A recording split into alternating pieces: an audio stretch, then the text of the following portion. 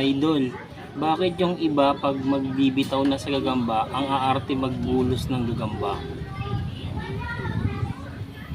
Para sa akin, kung pagbibitaw ng gagamba, dapat maingat. Pero ako, di pa ako ganang marunong sa mga ganong diskarte. Yung iba kasi, kaya iniingatan nila yung bitaw, may tinatawag silang yung parang ambush. Yung para yung gagamba ng kalaban, nakaabang lang. Ngayon, yung gagamba mo tumatakbo. Siyempre, habang tumatakbo yung gagamba mo, yung kalaban, nakaabang lang. Kakagatin agad sa'yo. Doon malimit, nagkakatalo ang gagamba. Kumbaga, kailangan maingat. Mas maigi siguro yung sabay sila magbibitaw, sabay gagapang gagamba, magtatagpo sa gitna.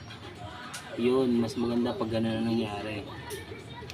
Pero kapag yung gagamba mo, ang layo na ng tinakbo, dumayo na sa pwesto ng kalaban, medyo tagilid ka na doon. Meron kasing gagambang nakaabang na pag nadikitan, kumakagat agad. Kaya siguro yung iba ang iingat dahil ayaw nilang ma-ambush yung gagamba nila. Kumbaga parang tulong mo na rin sa gagamba mo yun eh.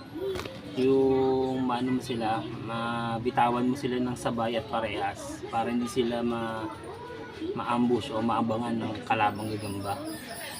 Yun lang siguro, kaya talagang maraming maiingat magbulos ng gagamba o magbitaw. Yung pagbibitaw ng ganyan, kailangan maingat talaga yan. Ako hindi pa talaga ako marunong sa ganyan. Ang dami kong rejection sa ganyang pangyayari na ako yung nagpatalo sa gagamba ko, sa bitaw ko.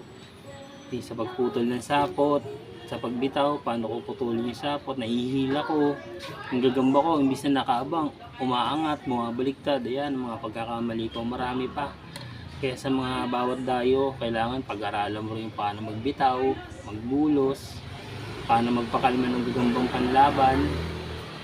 Marami, sobrang dami, kaya hindi natin sila masisisi kung bakit yung iba sobrang ingat magbitaw ng gagamba o magbulos. Hindi po kartehan yun, ano lang po yung diskarte at iniingatan nila yung gagamba nilang alaga. Ako kasi burara ako pag nagbitaw, hindi ako marunong malimit yun, doon ako nare-reject sa pagbibitaw. Yan. Kaya dapat iingatan niyo yung mga alaga ng gagamba sa pagbibitaw. Mahalaga po ang pagbibitaw ng gagamba. Sa sarap ng tulog nila mga ka-GQ. Yun lang po.